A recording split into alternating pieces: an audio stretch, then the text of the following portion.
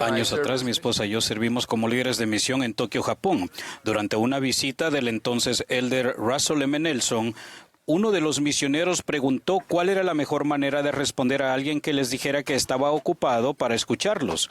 El presidente Nelson dijo, le preguntaría si está demasiado ocupado para almorzar, y luego le enseñaría que tiene un cuerpo y un espíritu y que al igual que el cuerpo se muere, si no se alimenta, también se muere el espíritu si no se nutre con la buena palabra de Dios.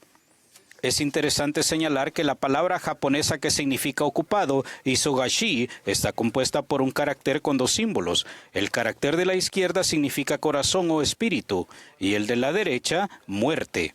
Lo que podría sugerir, tal como enseñó el presidente Nelson, que estar demasiado ocupado para nutrir nuestro espíritu puede conducirnos a la muerte espiritual.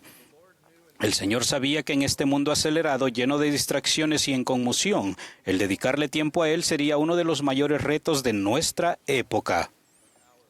El profeta Isaías nos dio estas palabras de consejo y precaución que se pueden comparar con los días en los que vivimos. En arrepentimiento y en reposo seréis salvos.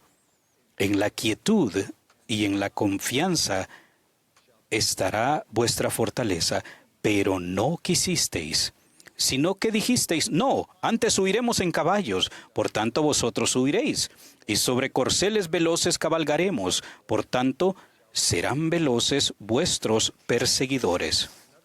En otras palabras, aunque nuestra salvación depende de que volvamos a Él con frecuencia y reposemos de los afanes del mundo, no lo hacemos.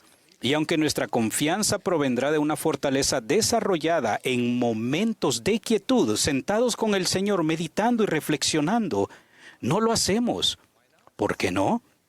Porque decimos que no, que estamos ocupados con otras cosas, con huir en caballos, por decirlo así. Por tanto, nos alejaremos cada vez más de Dios. Insistiremos en ir cada vez más rápido y rápido. Cuanto más rápido vayamos, más veloz será Satanás al perseguirnos. Tal vez por eso el presidente Nelson nos ha pedido repetidamente que dediquemos tiempo al Señor en nuestras vidas todos los días. Él nos recuerda que los momentos apacibles son momentos sagrados, un tiempo que facilitará que recibamos revelación personal y que infundirá paz. Pero a fin de escuchar la voz apacible del Señor nos aconsejó, deben estar tranquilos. Estar tranquilos requiere algo más que dedicar tiempo al Señor. Requiere abandonar nuestros pensamientos de duda y temor y centrar nuestro corazón y nuestra mente en Él. El elder David A. Bednar enseñó la admonición del Señor de quedarnos tranquilos implica mucho más que no hablar o no moverse. Quedaos tranquilos, sugirió, puede ser un modo de recordarnos que nos centremos sin cesar en el Salvador.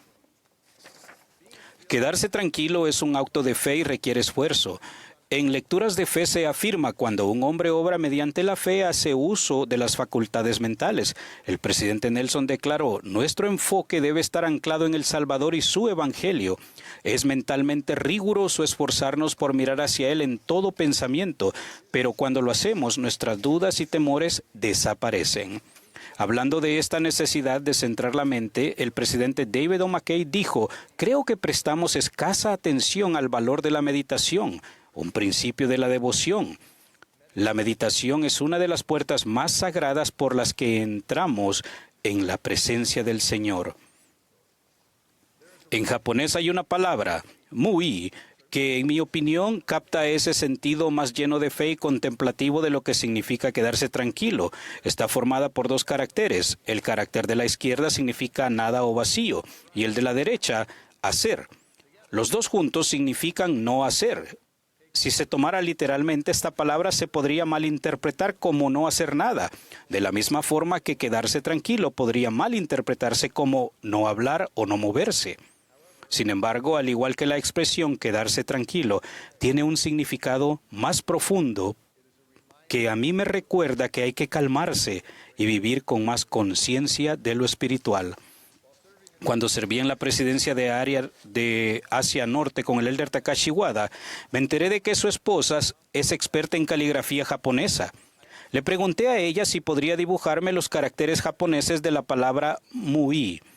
Quería colgar la caligrafía en la pared como recordatorio de que debo quedarme tranquilo y centrarme en El Salvador. Y me sorprendió que ella no accediera de inmediato a aquella petición aparentemente sencilla. Al día siguiente, el elder Wada, sabiendo que era probable que yo hubiera malinterpretado la vacilación de ella, me explicó que escribir esos caracteres requería mucho esfuerzo. Ella tenía que pensar y meditar sobre el concepto y los caracteres hasta que entendiera el significado en el fondo de su alma y pudiera expresar esas expresiones genuinas con cada trazo del pincel. Sentí vergüenza por haberle pedido con tanta despreocupación que hiciera algo tan exigente. Le pedí que le transmitiera mis disculpas a ella por mi ignorancia y que le dijera que retiraba mi petición. Se imaginarán mi sorpresa y gratitud cuando, al marcharme de Japón, la hermana Wada me regaló una hermosa caligrafía de los caracteres japoneses de la palabra Mui. Ahora cuelga en un lugar destacado de la pared de mi oficina y recordándome estar tranquilo y acudir al Señor cada día, todos los días, con todo el corazón, alma, mente y fuerza. Ella, con aquella acción, había plasmado el significado de Mui o tranquilidad mejor que cualquier palabra. En lugar de dibujar los caracteres de forma mecánica y diligente, abordaba la caligrafía con íntegro propósito de corazón y verdadera intención. De manera similar, Dios desea que abordemos nuestro tiempo con Él con esa misma devoción genuina. Cuando lo hacemos así, nuestra adoración se convierte en la expresión de nuestro amor por Él. Él anhela que estemos en comunión con Él.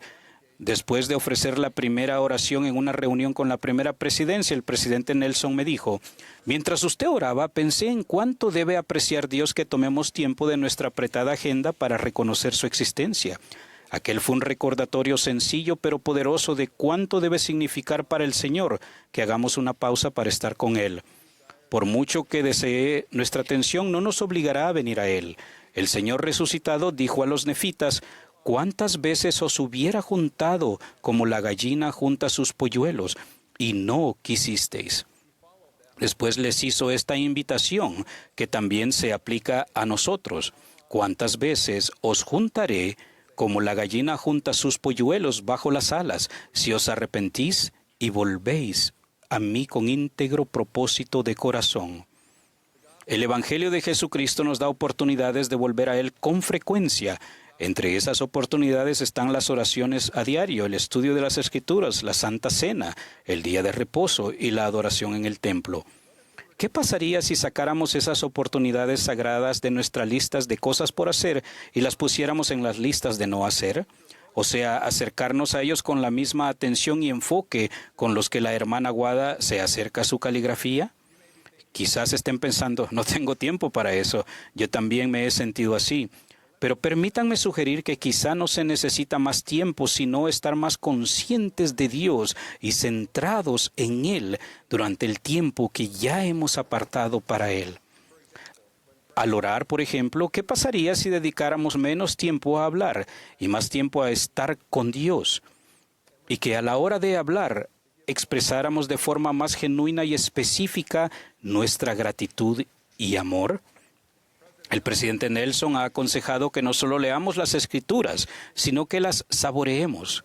¿Qué diferencia habría si leyéramos menos y saboreáramos más? ¿Qué pasaría si hiciéramos más para preparar la mente para participar de la Santa Cena y con gozo meditáramos en las bendiciones de la expiación de Jesucristo durante esta sagrada ordenanza? En el sábado, que en hebreo significa día de reposo, ¿qué pasaría si descansáramos de otros asuntos y dedicáramos tiempo a sentarnos tranquilos con el Señor para rendir nuestras devociones a Él? Durante nuestra adoración en el templo, ¿qué pasaría si hiciéramos un esfuerzo más disciplinado e intencionado por prestar atención o quedarnos un poco más de tiempo en el salón celestial reflexionando? Si nos centramos menos en hacer y más en fortalecer nuestra conexión por convenio con el Padre Celestial y Jesucristo, testifico que cada uno de estos momentos se enriquecerán y recibiremos la guía que necesitemos en nuestra vida. Al igual que Marta en el relato de Lucas, solemos estar afanados y turbados con muchas cosas, pero si estamos en comunión con el Señor cada día, Él nos ayudará a saber qué es lo más necesario. El Salvador dedicó tiempo en su ministerio a estar tranquilo y en comunión con Dios. En las Escrituras hay ejemplos en los que el Señor se retira a un lugar solitario, a un monte, al desierto o a un lugar apartado, o se aleja un poco para orar al Padre. Si Jesucristo buscó momentos de tranquilidad para estar en comunión con Dios y ser fortalecido por Él, sería prudente que nosotros hiciéramos lo mismo. Conforme concentremos el corazón y la mente en el Padre Celestial y en Jesucristo, y escuchemos la voz suave y apacible del Espíritu Santo, sabremos con más claridad qué es lo más necesario, desarrollaremos una compasión más profunda y encontraremos reposo y fortaleza en Él. Paradójicamente, para ayudar a Dios a acelerar su obra de salvación y exaltación, quizás debamos ir más lentamente. Es posible que el estar siempre en movimiento esté agravando la conmoción en nuestra vida y nos esté robando la paz que buscamos. Testifico que si volvemos al Señor con frecuencia, con íntegro propósito de corazón, llegaremos con tranquilidad y confianza a conocerlo y a sentir su amor infinito del convenio por nosotros. El Señor prometió: allegaos a mí, y yo me allegaré a vosotros. Buscadme diligentemente, y me hallaréis. Y me buscaréis, y me hallaréis, cuando me busquéis con todo vuestro corazón. Testifico que esta promesa es cierta, en el nombre de Jesucristo. Amén.